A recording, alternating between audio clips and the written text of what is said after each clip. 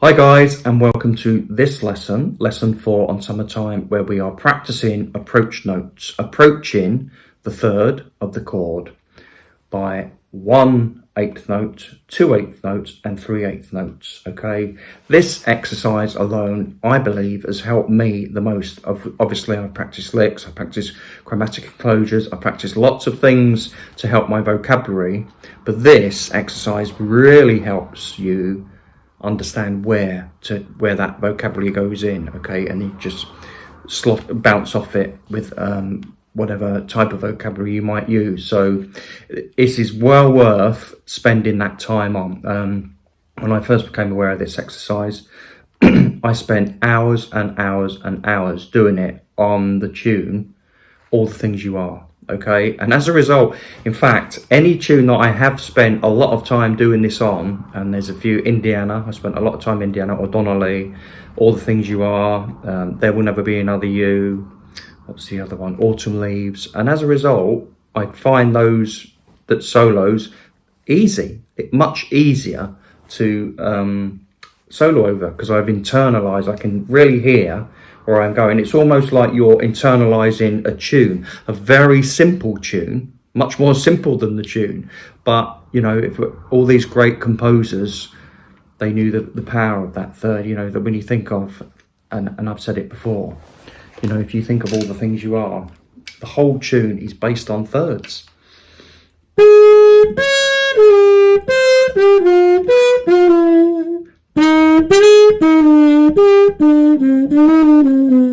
That's Sorry about my rubbish singing, but it's all thirds. And so if you can,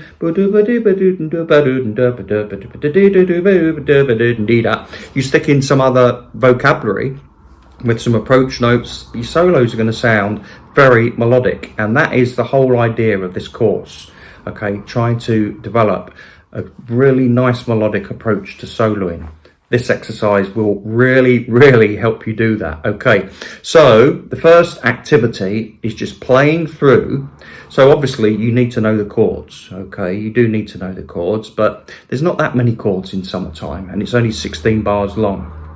Okay, so once you know the chords, then all you've got to do is target the thirds. Just play the thirds. Okay, so have a listen to me playing activity 1, playing the thirds, and that's all I'm doing, nothing else, just but.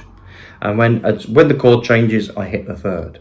Okay, and you're trying to do it so almost it's like a new tune.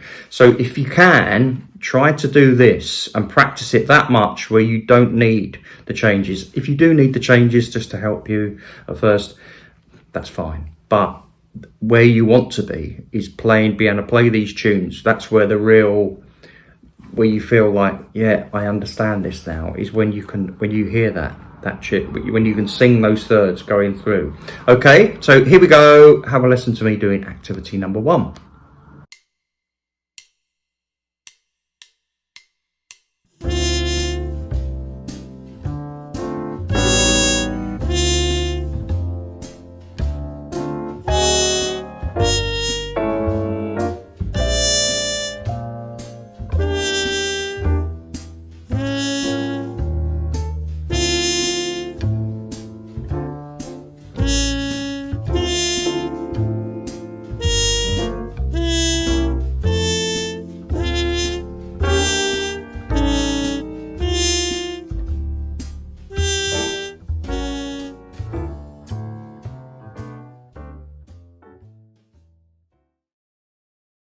Okay, activity number 2, we are approaching from below by a 8th note or a quaver. Okay, and that just gives you that Buddha, that forward motion. And as Miles said, and I got this, I think this is in a quote from Hal Galper's Forward Motion. I've mentioned this book quite a few times, fantastic book. And that's actually pretty much where I've derived this exercise from, sort of made it my own, but this is where I got the idea for it. Everything is in the pickup. So if you Buddha, it's just so if you start a line a 1 2 3 4 Buddha do that, it sounds better than a 1 2 3 4 If you use a pickup, it's And that's what we're doing today. So a 1/8 note, 2/8 notes, and 3/8 notes. So have a listen, and so yeah, have a listen to activity 2 where I approach it by 1/8 note. And it's really up to you. If you could do chromatically, but I tend to do it diatonically, or so whatever that is in that chord, I would use the scale or even in the key.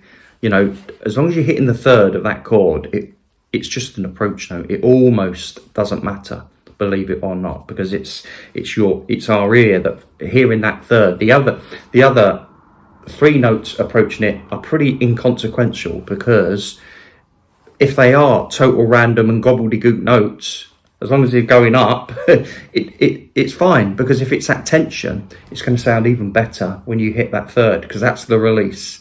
Okay, but I'm just trying to make it as easy for you to just get that line going up. Ba-dum, ba-ba-dum, ba-da-da-dum. Okay, so that's what I've done. I've tried to do. I've just used the scale notes with it within the chord. Okay, so let's have a listen to activity 2.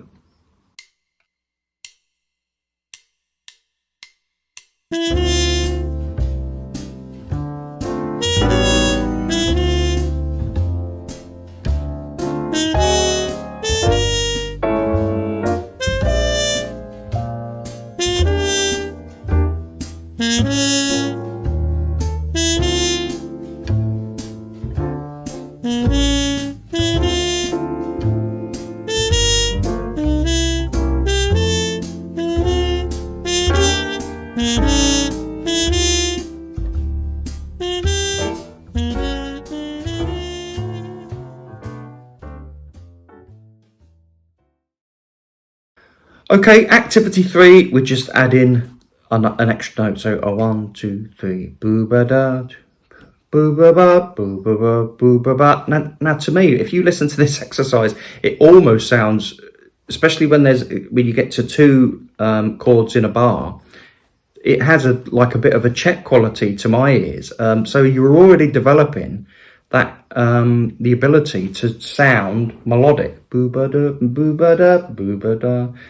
There's nothing wrong with that. You know, that you could use that in a solo and it would sound great. It would sound nice and melodic, and that's the whole thing. Okay, we don't need to remember these massive long 4/8 bar licks. Okay, because the most important thing is understanding how these licks are actually made. What's going on from beat 1 to beat 3, beat 3 to beat 1, beat 1 to beat 3, and it's normally ba-doo ba-da or ba-doo be-da, ba-da-da-da, like chromatic and close. That's how we build our vocabulary. Brilliant at the beginning, the big long licks. That's how I started. But now when I look at a lick, it's like, oh right, okay, what's he done there? Okay, he's doing that. And then for now, what I do, I'll just practice that little bit of a lick and try and get that into my playing and practice that in all the keys. That's how I personally like to do it, and that's pretty much what I'm teaching on this course.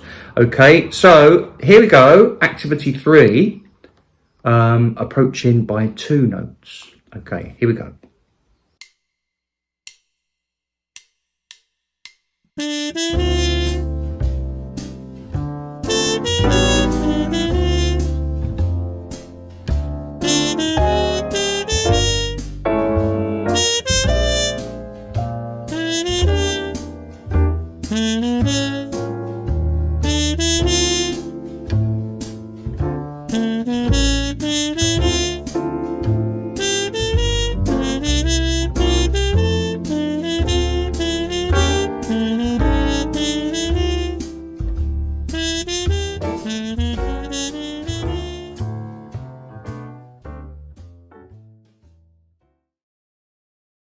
So activity 4, we are approaching by 3 quarter notes. Okay guys, so here we go now, approaching with 3. Boo-doo-ba-da, boo-doo-ba-da, do-do-do-da. We're approaching with 3 eighth notes or quavers. Okay, again, I've tried to keep it diatonic. If it's not strictly diatonic, there is one where I've put it in diatonic with the flat 9, using the flat 9.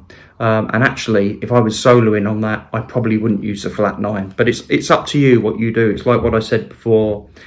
they're pretty inconsequential. It doesn't matter what you play as long as you hit the target note at the right time, okay? Because it's tension, release, tension, release. Okay, my solos are more not too much tension. I like to, you know, now and again I might play the odd little note out, but it's not like Woody Shaw where I'm out there for a bar and then bring it back in. It's, you know, that's great playing, but it's not particularly the way I want to play. Okay, so have a listen to 3/8 notes approaching. Okay, here we go.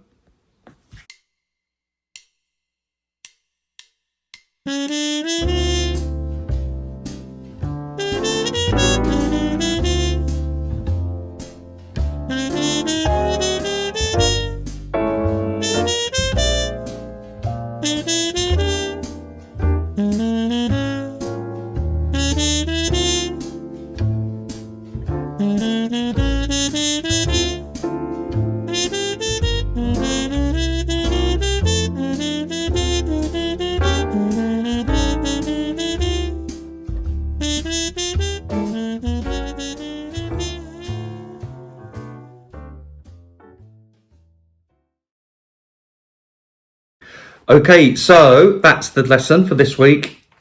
That actually might take weeks and weeks to master, and I really recommend, out of all the lessons that I do teach, hearing the changes, this will really help that and develop that melodic quality. For me, it's been the groundbreaker. Okay, I can't overemphasize how much I believe this exercise has helped me. Now, obviously, I've got, like I said, lots of other vocabulary at my disposal, but it's just fantastic. It's great, and that it's most pleasing to my ear when I manage to incorporate some of this, and when I've internalized the changes like this. Okay, so make great progress. What have I written here? So I spent literally hours and hours and hours and weeks and weeks just on all the things you are doing this tune. Whatever. And now, but I mean, I probably couldn't play it like that anymore, but because I've spent so much time developing the chromatic enclosures and other different types of vocabulary, and what comes out now is what I hear rather than what I'm thinking. Okay, so obviously at first you're going to be thinking da da da da da da da da da da da da. Okay, but eventually whatever else you practice stands a good chance of coming out. Lots and lots and lots of repetition. Okay, really drill it into your fingers, drill it into your ear. Okay, and I've said it might take many hours. Okay, I don't know any hacks, I'm afraid. Okay, that's something I never say. Okay, but the ability to hear the target notes cannot be underestimated. Of course, you could target the 9th, you could target the 7th, you could target the 5th, you could target the tonic. I personally like to target the 3rd, as I've already mentioned why. Okay, and if you don't want to do this on summertime, if you're working on a blues or autumn leaves, you can use this exercise for that. Okay, and it would just give your solos a wonderful melodic feel. Okay, so that's it for this week's lesson. I hope you enjoy it and spend some time on this type of thing. Okay, because it's fantastic. Okay, so I'll say bye for now, and I'll see you in the next lesson where we will be approaching from above. Okay, bye for now.